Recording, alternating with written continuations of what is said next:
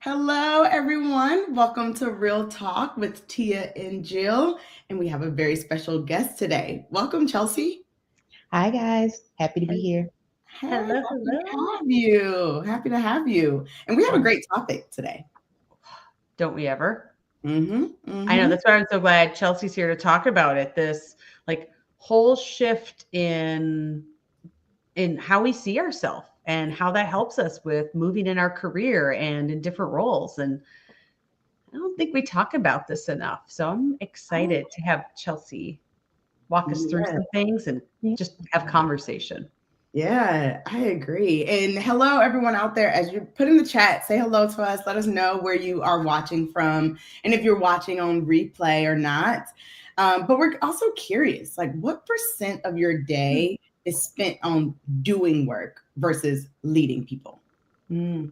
And that's something we talk about a lot at Catalyst because we're in the leadership game, right? And we know that as leaders, we need to spend more time leading versus doing, especially as we grow in our careers. Mhm. So we're curious, like what percent would you say? I don't know, Ooh, Chelsea, what about you? What yeah, percentage? let's throw that out to Chelsea. I was just thinking that. So I think right now my day to day, it can be anywhere from 50-50 to like 70-30 leadership. So Okay. it just depends on what's needed that day. Sometimes I was just telling Jill I'm down in the trenches with my team. I have on UGG boots and sweatpants and I'm like on the floor doing stuff. Other days, you're right, I'm on calls all day and I'm just creating project plans for my team and data tables on how I want them to collect the data and that's what I've done that day. Yeah. Well, I love it that you bring up this range. And hi, Darla. Welcome. Glad you're here in Columbus. Brett. Brett, Baton Rouge, 25% leading. Okay.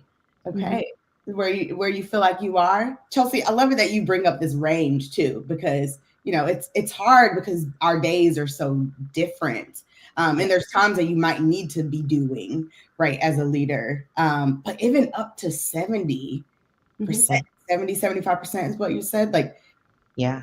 Some days this, are just leading, like just making like strategic calls and like yes. managing up.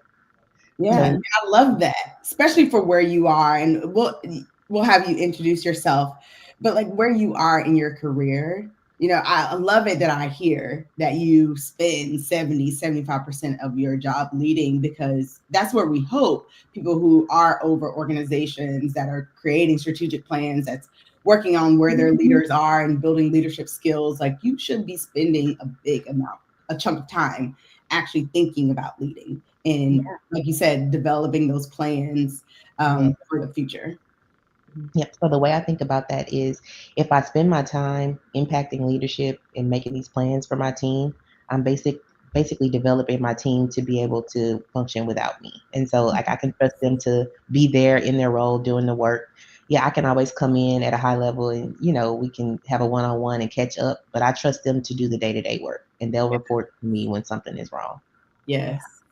Yep. Yeah, I love that part of like you talk about the strategic plan and like the managing up and all of that. Mhm. And I think there's also the other side too, where we think about how often we think about individual people and what specific things they need for growth, Mhm. where they maybe need to move or shift in roles or projects to get Yeah. different experiences, Mhm. even to the level of do they need to move to a different facility to get a different experience to be able to Mhm. help move them?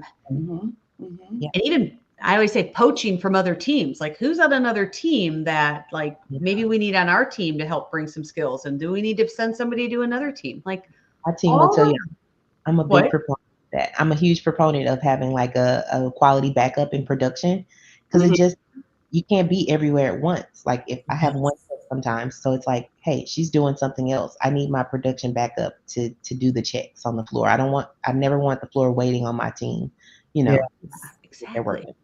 Yeah, Yes. but all of that's working on people and like on working on the business on systems versus in it Yeah, every day. Right. totally. Exactly. Exactly. Whew, Yes. Totally. it's going to be a good show. Yeah, we're so excited about it. Yes, and there we know there may be some people like Darla and Brett. I'm not sure if you've joined us before, but if it's your first time here, welcome. Hi Brett. I know Brett. Oh, Okay.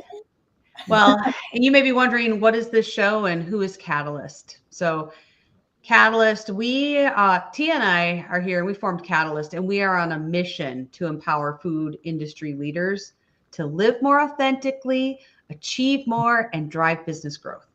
We know all of those happen through leadership. So, as people talk about, we want to change culture, that means we need to change our leadership behaviors. If we want to change our outcomes, we need to change how our culture supports it, which all goes back to leadership. Yes. So we love working with companies that are ready to do that type of work and recognize that until we develop our leaders to behave differently and be in different spaces, we're not going to change. Mm-hmm. So Mm-hmm. we know how to solve those problems. We are the answer.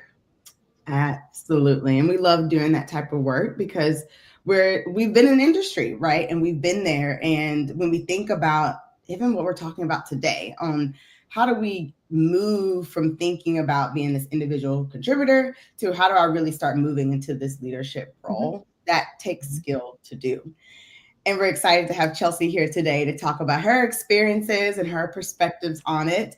And if you do not know Chelsea, we would love for you to introduce yourself and tell us about your journey on how you made your way into food and where you are today.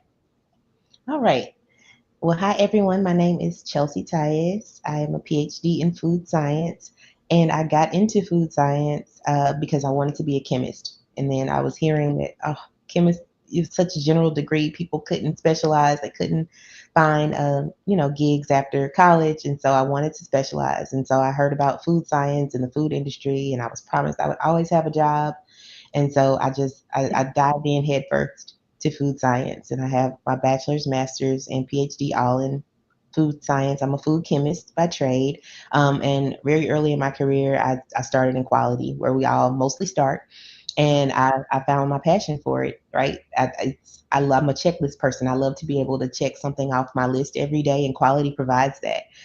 So I really enjoy quality work. I was a quality technician for a spray oil company for a long time, and then I went back, finished my master's, and became a regulatory affairs specialist at a sauce code manufacturer.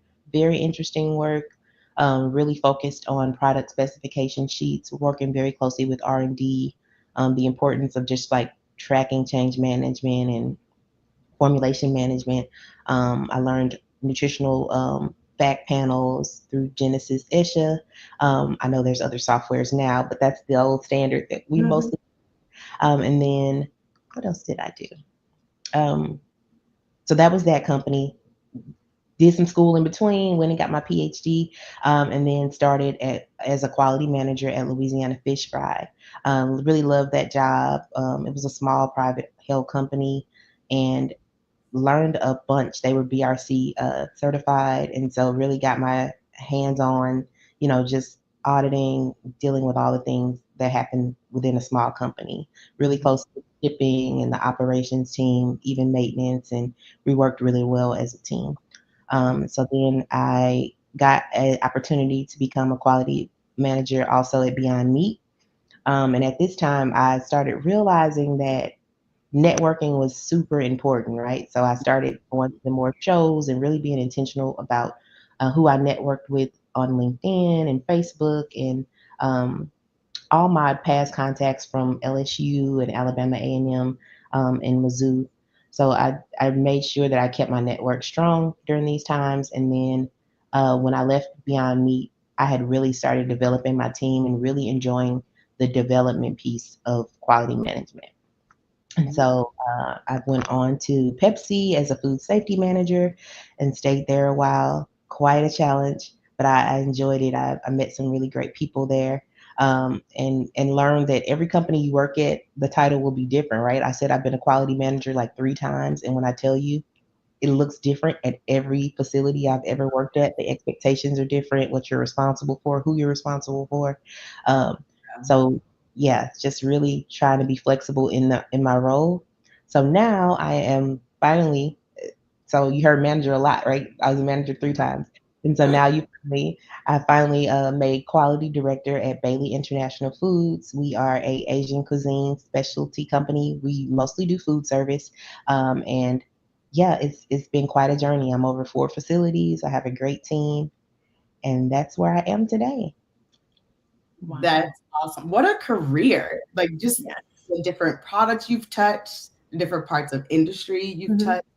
And you even mentioned like, you were a manager for a while and during that time you built your network, right? And then even your experience that you gathered along the way probably helps feed into what type of leader you are in your director role. Would you say that's true? Yeah, 100%. So at each of those companies, leadership looked different. At some of those companies, leaders kind of were working 2 levels above, their title and were responsible for a whole lot, even though you were a manager. Some Yeah. of those companies, a manager was more like a supervisor, right? They kind of managed down, and that was kind of the expectation. So, yeah, you just have to learn what's needed in each role and kind of decide how you're going to show up and what makes sense for you where you are in your career. Yeah. Mm. Yeah. Yeah. Along those lines, you know, today we're here to talk about kind of like how do you make shifts? And you even Yeah. said, right, manager 3 different times Hmm. and now as a director. So I'm curious, like, what inspired you to move and drive you from being like managing and being in those roles, even though each of those could have meant something different in responsibilities, Mhm. to move into this spot where as a director I usually think of someone who has kind of bigger picture, more leadership. What inspired you to kind of take that leap and go that direction? Yeah. So in each manager role, I worked really closely with senior leadership, right? Like either answering directly to the COO or a VP of quality or a director of quality. And so I got to kind of a bird's eye view into sometimes their thought process and things we would talk about. And I would find myself kind of wanting to be on those like higher level calls. Like I wonder how they made that decision. Because they would come to me and say, "Oh, this is how we're moving forward strategically," or "This is the decision, leadership made." And I would want to hear those conversations and understand, from the business side and from the operational side, like why we made that choice and, was quality um, thought of and, were they speaking for themselves in that room? And so the only way to impact that change is to become the person in the room. Yeah. Yeah. So that was really your motivation on Mm. I want to be that person making that decision and influencing, right? The Exactly. direction, the direction.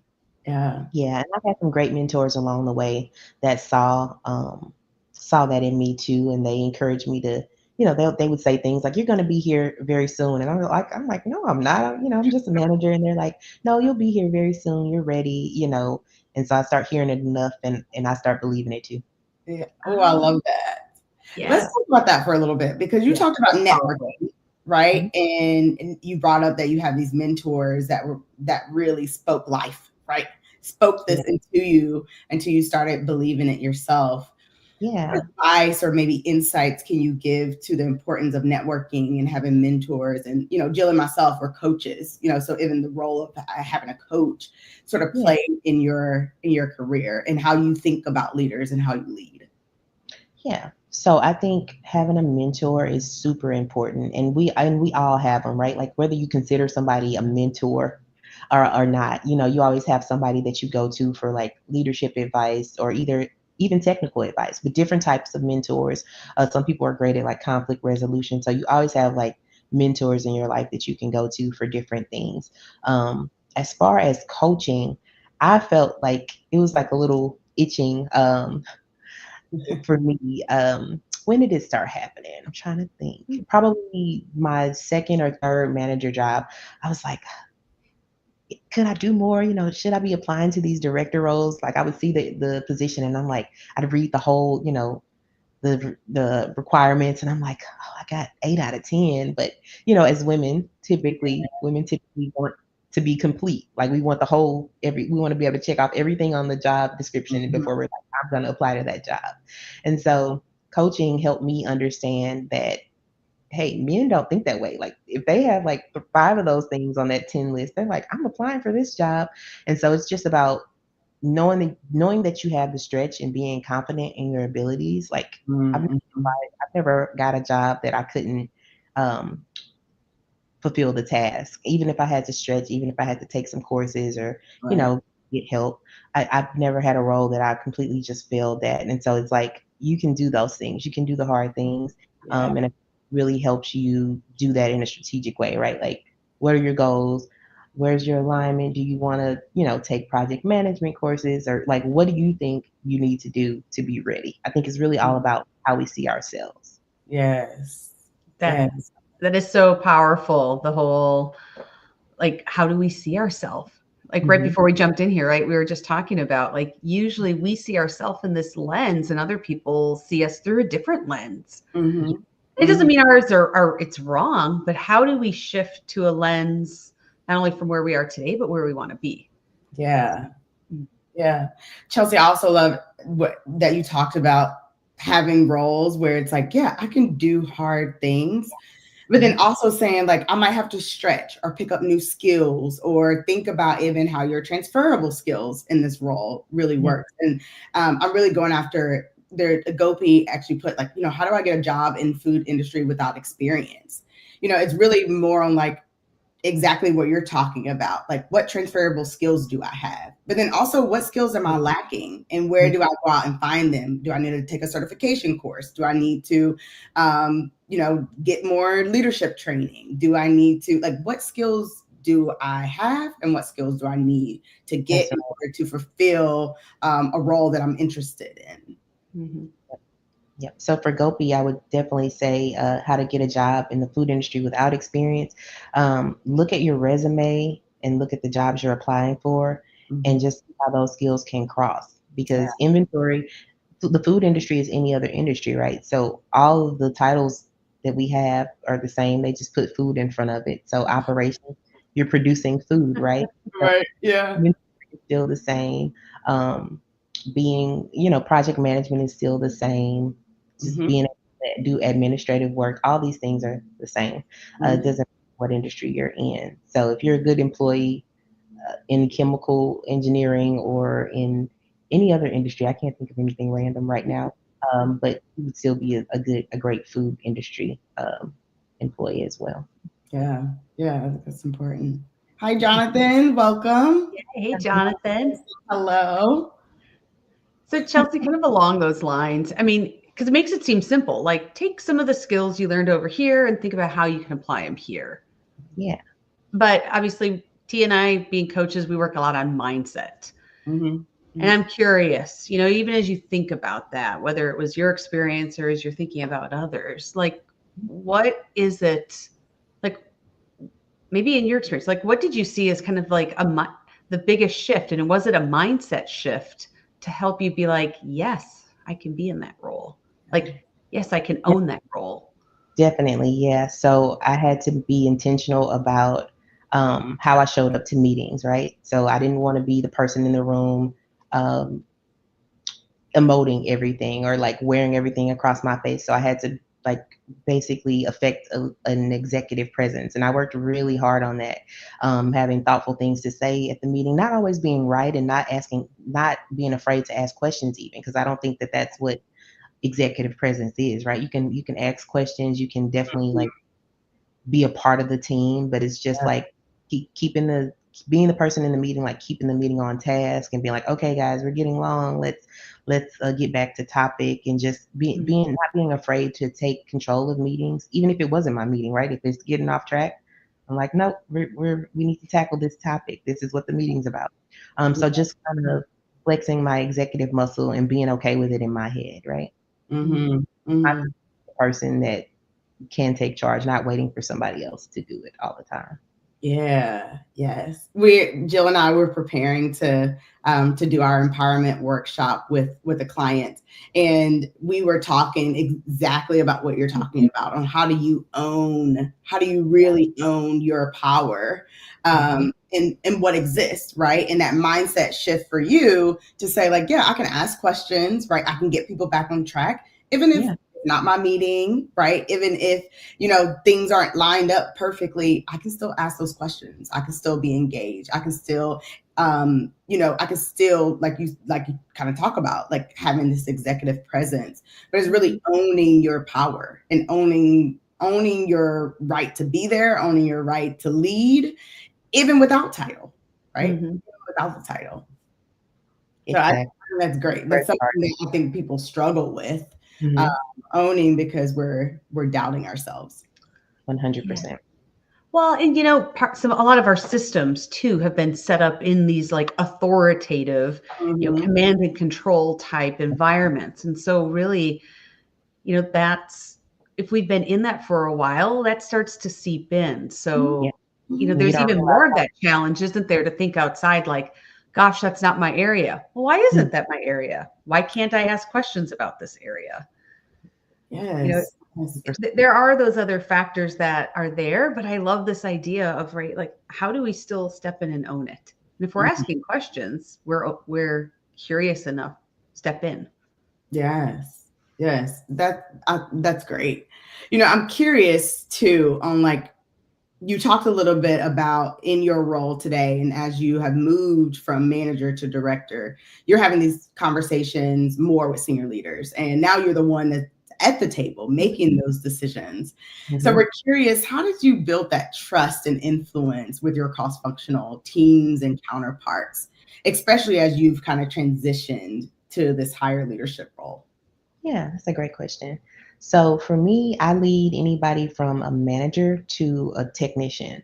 So I'm a very like personable boss. So whoever I'm talking to, everybody's getting a different version of me, right? So my tech will probably need a more authoritative version of me, right? They need me to kind of tell them what they need to do today, kind of guide them. They know what they need to do, but you know what I mean? If they have a special project or anything, just kind of set expectations and go from there. But my manager, they normally just need like high level, this is what senior leadership is doing. These are our goals. Let's talk through, audit plans and more high level thinking.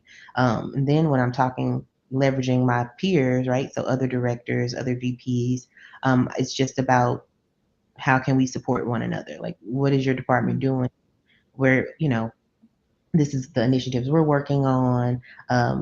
These are the issues we're having, and how Yeah. can we be collaborative together? That's really important when you're dealing with peers, and just being transparent, inviting them to meetings, hoping they invite theirs, and it's worked pretty well for me. And then managing up is newer to me, and I was just telling you guys the transparency is important. So learning to CC my boss on stuff so they just know, hey, maybe it's not an issue yet, but I'm bringing this to you, so you in this email, or about this situation, about even good things, right? Like that my team had a great meeting this morning, and these were the action items, and this was the overall team's cheer score. We have a cheer score, so things like that. Just being able to let them know senior leadership, I would say, what I'm working on and the things that my team is achieving has been new kind of struggle for me because I'm so used to just putting my head down and working. But Yeah. leadership doesn't know what you're doing unless you tell them.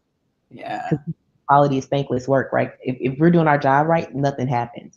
And Right. so, Yeah. we kind of have to raise our banners for ourselves, like, hey, this is great. We haven't had any issues. This is what FPQ is. That kind of. Mhm, mhm. Especially at the senior leadership level, right? Because things might be happening, but if it doesn't bubble up, right, then they Mhm. might not have those details that, hey, like, this could have been an issue, but this is what my team did to help support. Exactly. Mhm. Has that always been natural?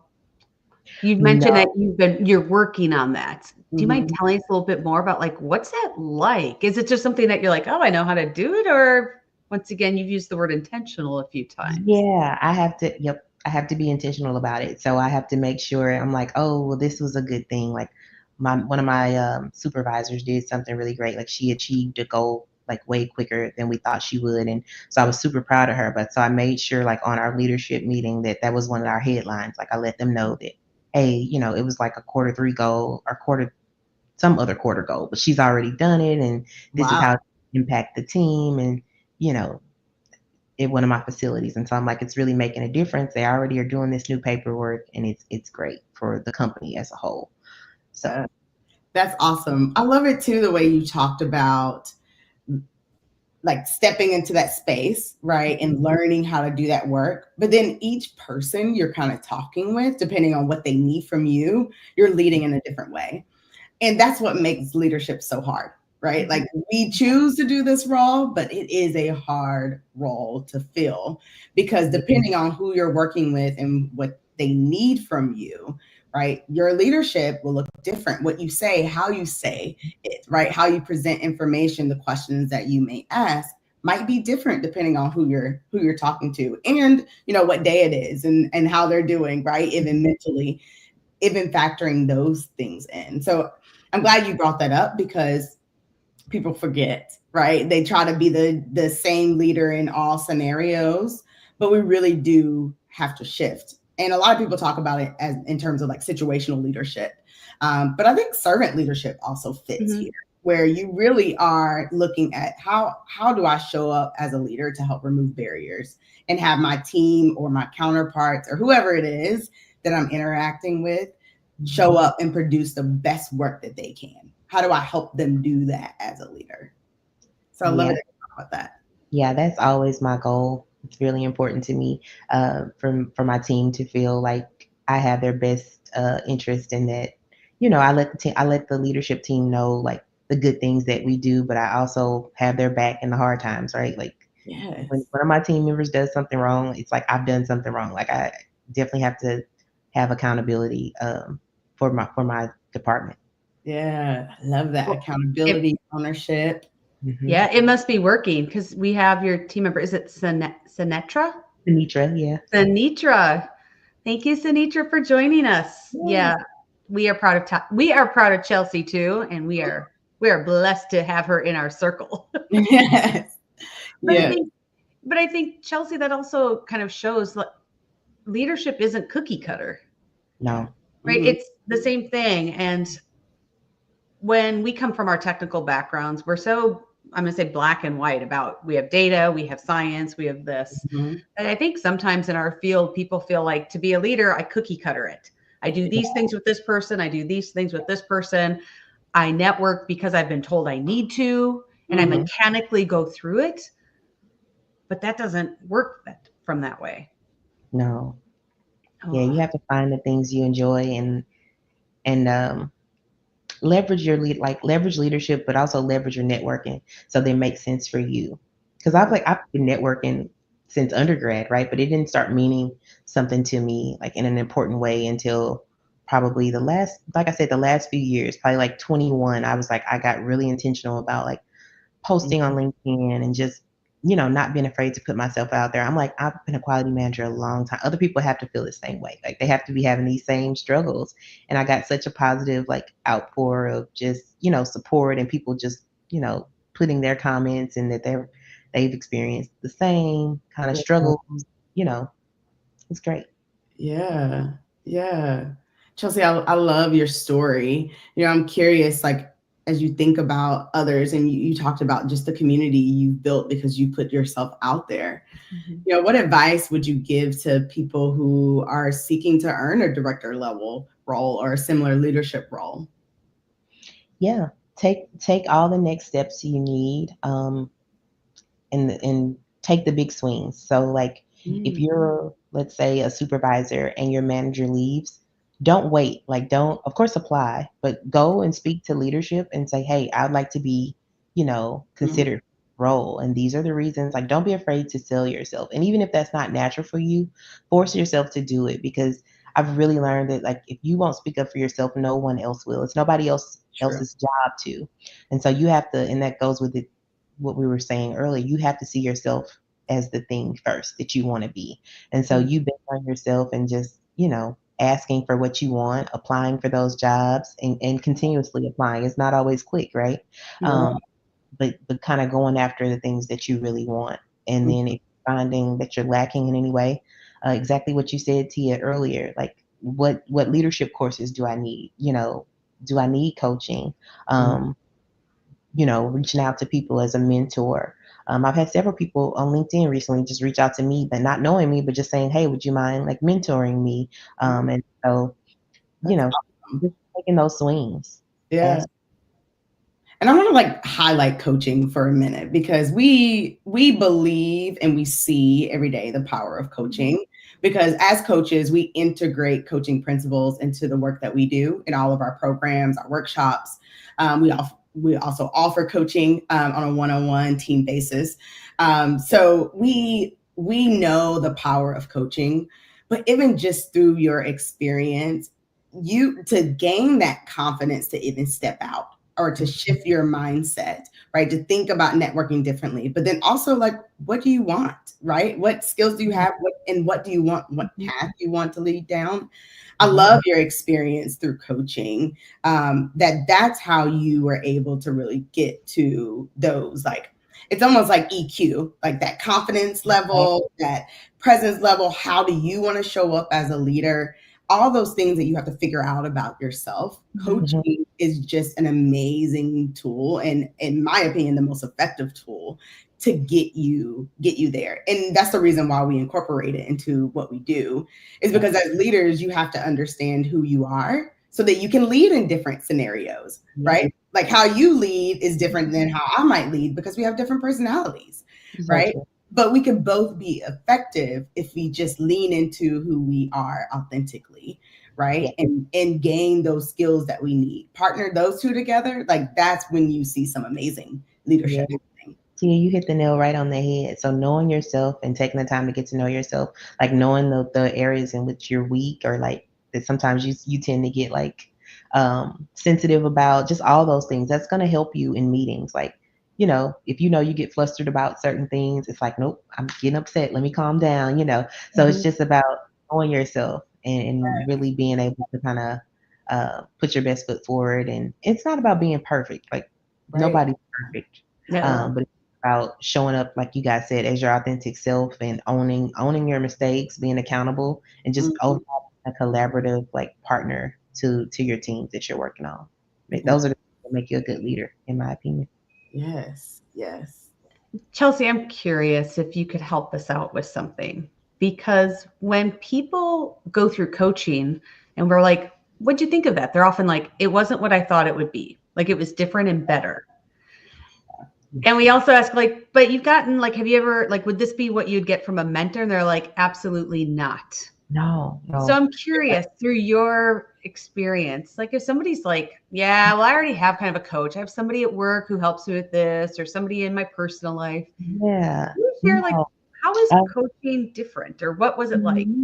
Coaching was like therapy. It was like, it asks some deep questions. It uncovers some things about yourself. You did a lot of exercises that kind of honed in on your why, like why you're doing the work you're doing, what you're passionate about.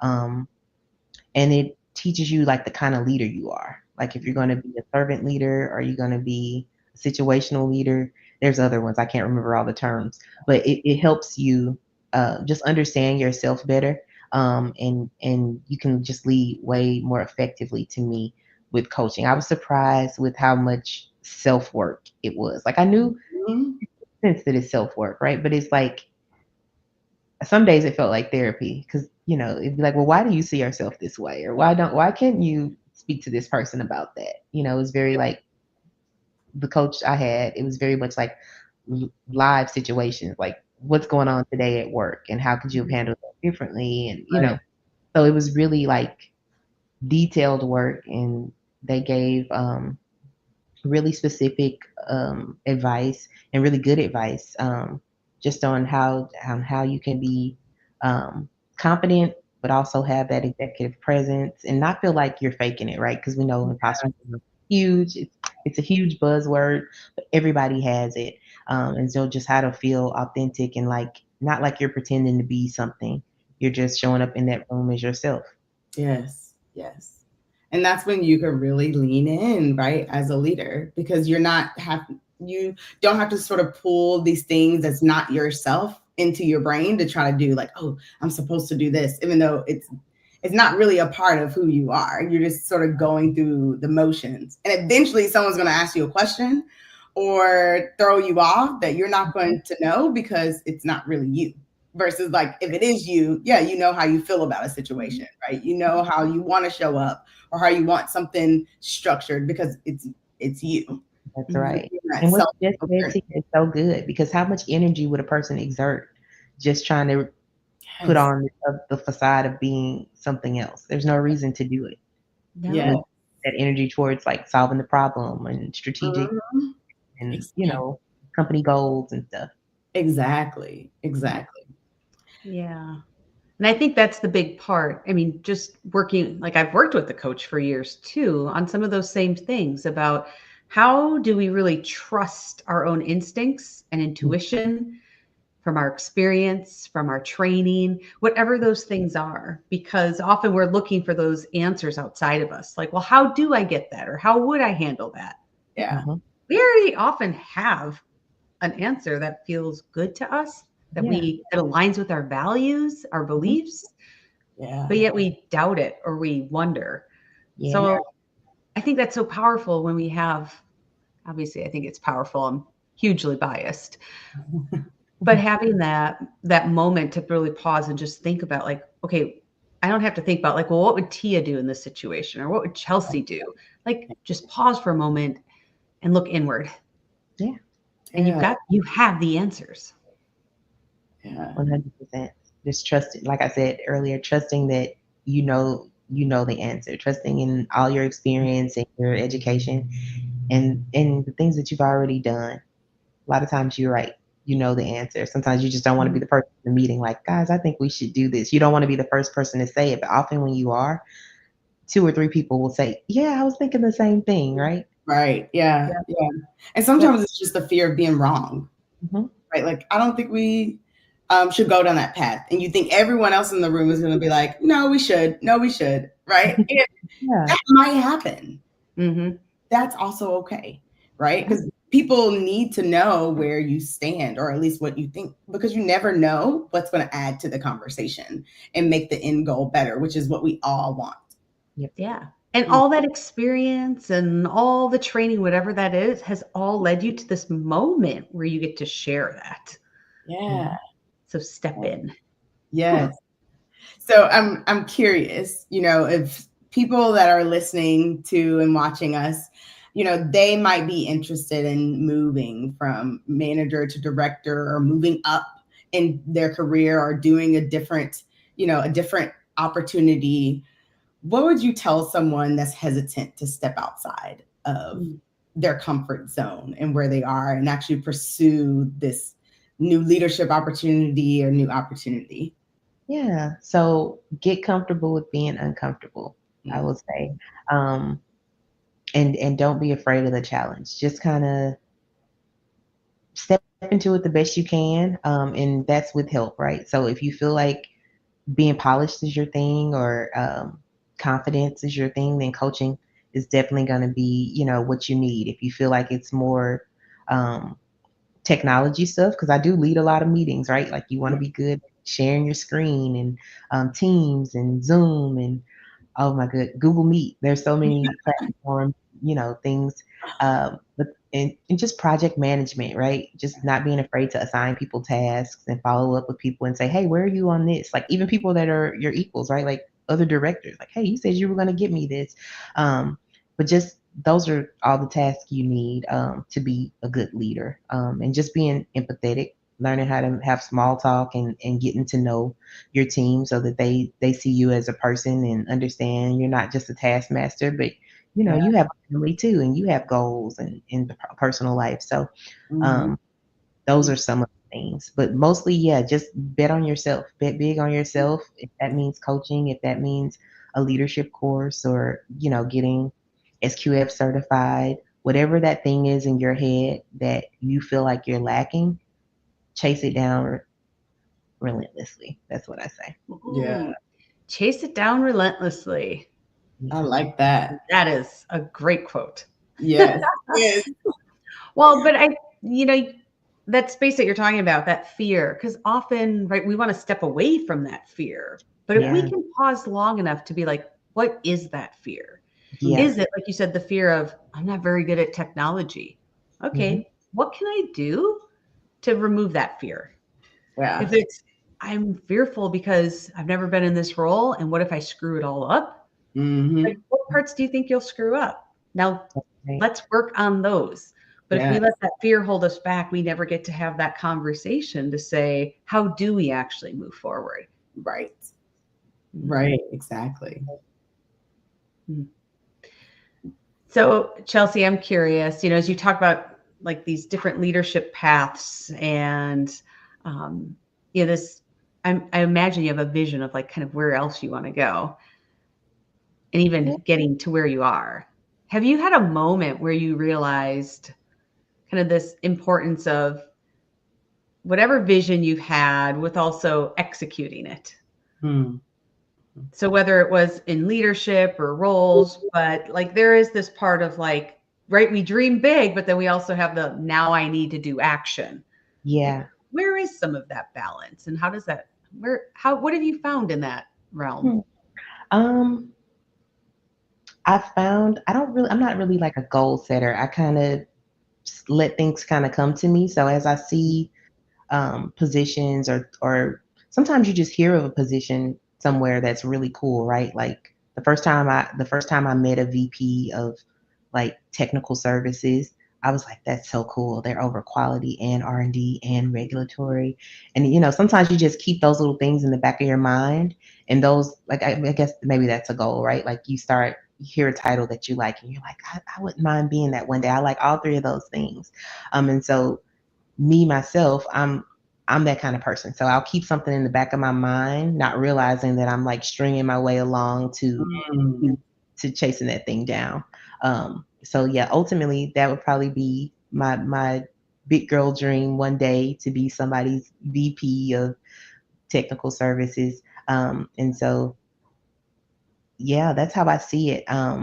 As far as strategy, um, I just really had to decide how, like, if director level leadership was what I really wanted, in the sense that it's a lot of like diplomacy, right? Like it's a lot of meetings. It's way less like actually doing the work, and I loved the work. So for a long time, I struggled with just the idea of stepping away from lab work itself and being the person in the weeds making the product spec sheets and stuff. And I still love that stuff, but I love teaching now. I love showing other people how to hone those skills.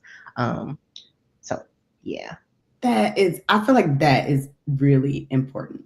Mm-hmm. I remember having a conversation with a lady that wasn't performing well, and we knew she was going to transition to another role. But the conversation that I had with her was, "What do you want to do, Yeah. and what do you love to do, even right now and into the future?"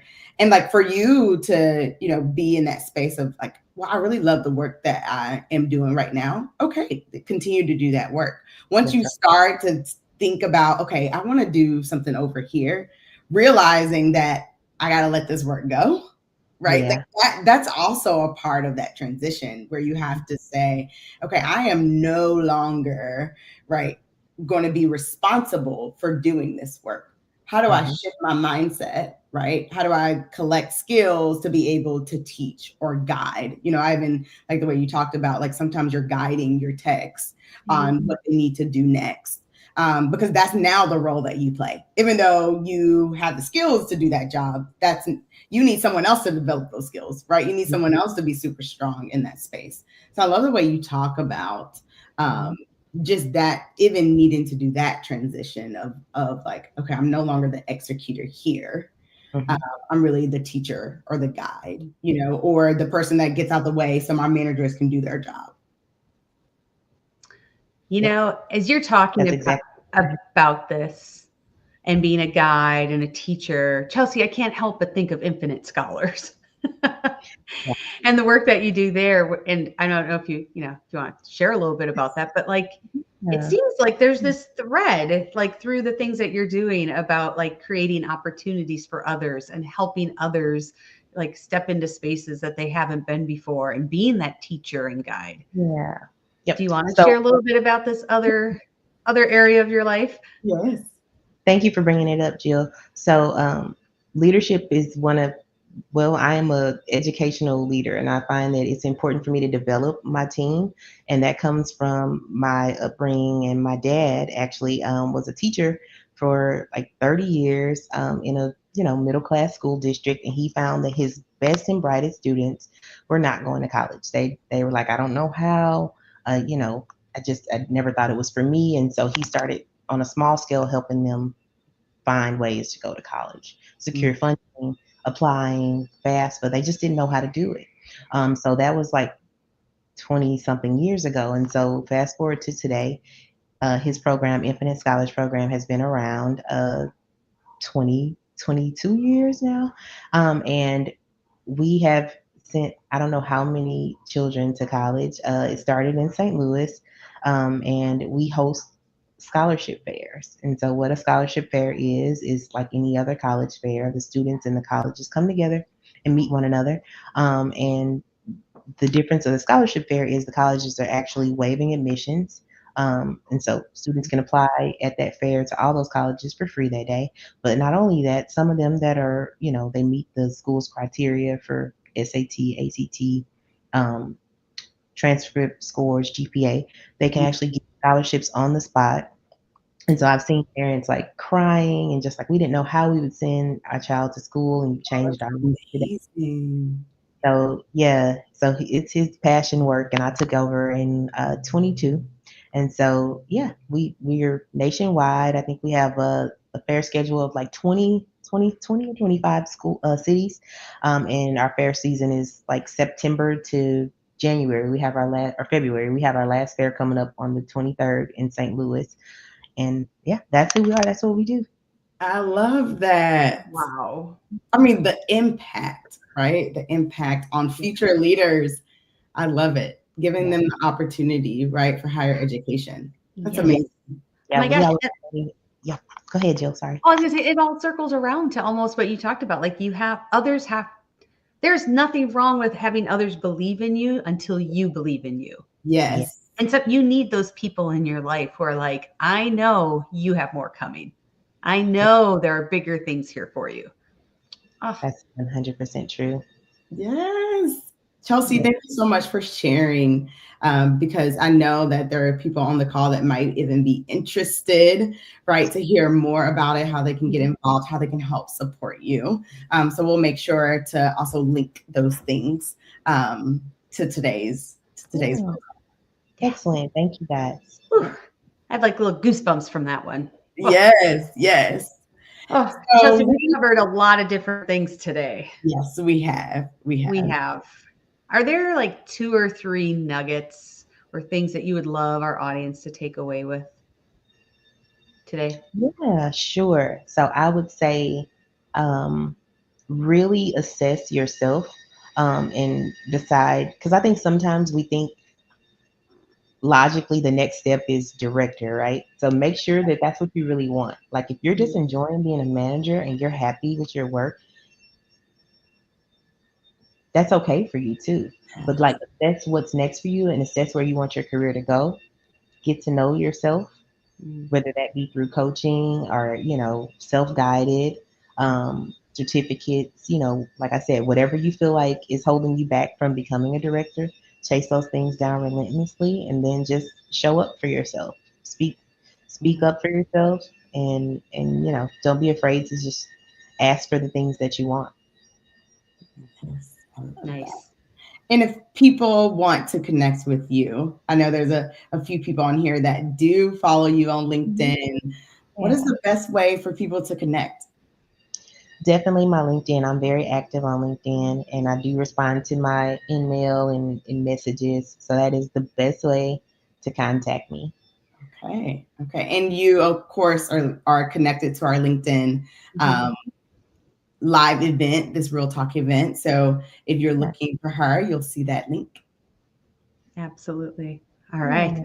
Well, and if you're out there and you are wondering, like Chelsea, where you're like, how do I take those next steps? And Chelsea, you mentioned coaching or leadership or other paths. If you are curious about what we do here at Catalyst to help food leaders in this space, connect with us. Hello at foodsafetycatalyst.com is a good way, or out to our website. because we are starting new leadership cohorts. Actually, we just started one yesterday. We have Yeah. another one starting in February and two in March. Yes. So there is opportunity to lean in and step into learning more about yourself, Mhm. where you want to be, and how you want to show up for others. Yes, yes. Because like Essential Chelsea skills. said, right? Like you need those skills, right? The Mhm. mindset shift is so important. Yes. Yes. And hello to people that's listening. We got some comments. Just Justin saying well explained, and Tasia, good to see you. Thank you so much for being here with us today. We are Yeah. here live every week on Wednesdays. Um, we this is what we talk about, right? Like how do we become better leaders in the industry because we know it's needed, right? Mhm. We know that there's a shift happening and we want our leaders to be prepared, and to help, right? To help people become better versions of themselves through the work that we do. So we love having real talk. We love having guests like Chelsea on the show. So thank you, Chelsea, for being with us Thank today. you. We Thank you guys. enjoyed it, and thank you to our audience members. We will see you next week. Sounds good. Thanks, everyone. Bye, everyone.